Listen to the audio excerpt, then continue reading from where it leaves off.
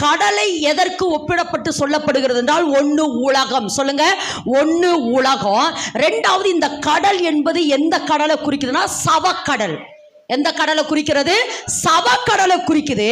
அப்ப இந்த நதி நல்லா விளங்கமா, இந்த நதி எங்கிருந்து புறப்பட்டு வருதாமா? இந்த இடத்துல கரெக்ட் சொல்லுங்க சார். ஆலயத்திலிருந்து புறப்பட்டு வருது. இந்த நதி எங்கிருந்து புறப்பட்டு வருது? ஆலயத்திலிருந்து புறப்பட்டு வருகிறது. அங்க ஒரு நதி பாஞ்சுச்சு. இப்ப ஆதியாகமத்துல அந்த நதி எங்கிருந்து புறப்பட்டு வந்துச்சு? ஏதேனிலிருந்து புறப்பட்டு வந்துச்சு. அந்த நதி ஏதேனிலிருந்து புறப்பட்டு வந்துச்சு. இந்த நதி ஆலயத்திலிருந்து புறப்பட்டு வந்து இந்த நதி கடலில விழுகுது.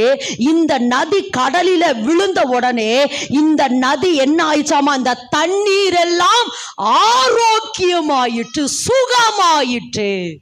நல்லா விளங்க, என்ன ஆயிட்டாமா?